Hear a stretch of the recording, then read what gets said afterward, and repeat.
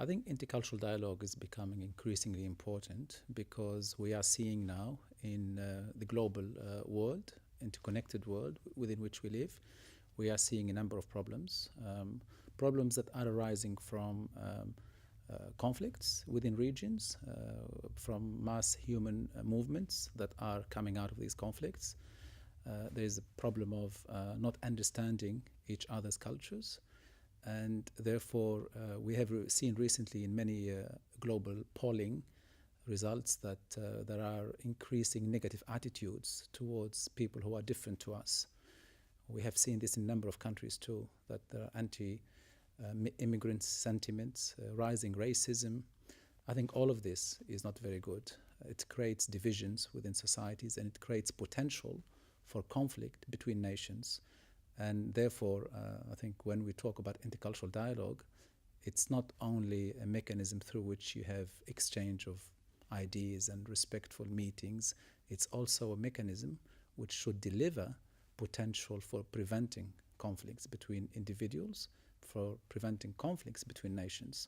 So I think it's extremely important to understand that intercultural dialogue is not an option. It is actually a must that all of us have to embrace, all of us have to understand, and all of us have to engage with very productively. Otherwise, these fissures or social fissures will deepen and will produce even more problems for our societies, and that cannot be tolerated. Online resources in general in this particular area of intercultural dialogue are extremely important and have a lot of potential. Why? Because they have an amazing reach. They can reach areas which are otherwise not reachable. They can also have capacities for delivering different types of contents which can be made relevant to the local milieus to which they are targeted. So it's that potential for reaching out. It's also that capacity for flexible delivery and being able to adapt to local situations, which make online resources extremely important. And let's face it, I mean, there are many regions which are extremely remote. Conflicts happen everywhere. People have needs everywhere. And I think having the capacity to reach through ICT or information and communication technologies makes the potential for reaching out to all communities, to all individuals, irrespective of where they are, extremely important. And therefore, I think having online resources which showcase models of best practice, but also showcase what others are doing elsewhere, and therefore provide opportunities for everyone to learn from other successes is extremely important, because it allows us to have scalability of resources, so that whatever we do can actually be expanded and taken up by different stakeholders and different end users. So I think that's extremely important, and it goes without saying that if online resources are available to everyone who needs them, therefore the impact or the likely impact is going to be much more durable and much more sustainable and positive.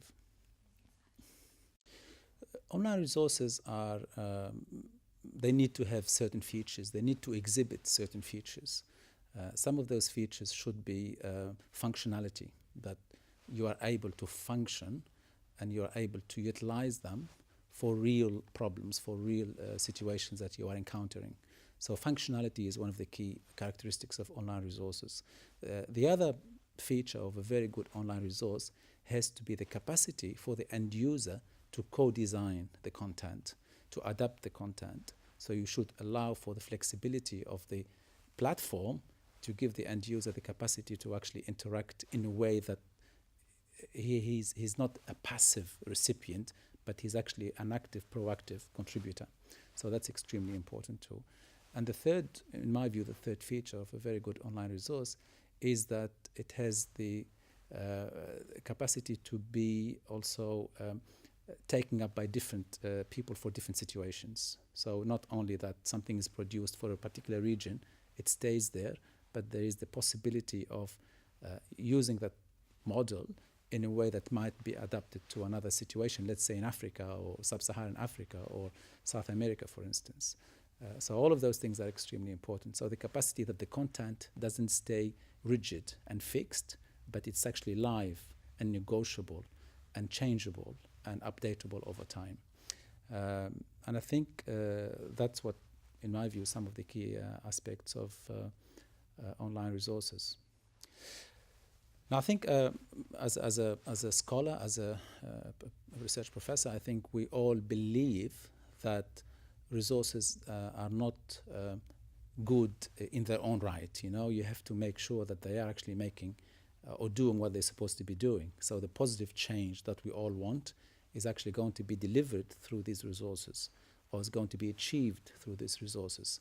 So to ensure that, we need to make sure that we have empirical evidence that a particular online platform, resource, intervention strategy, whatever you want to call it, is going to generate the attitudinal change, for instance, is going to play a role in racism or prejudice reduction, it's going to lead to conflict resolution, it's going to improve pedagogical practice, all of those things. But we need evidence for that. And therefore, it's very, very important that some of these new resources, new strategies, new initiatives are subjected to a rigorous evaluation. And there are ways of doing evaluations, but we need the evidence that will show us that certain resources or certain initiatives are very effective, or if they're not effective, what it is that we need to do to make sure that they deliver some of those desired outcomes.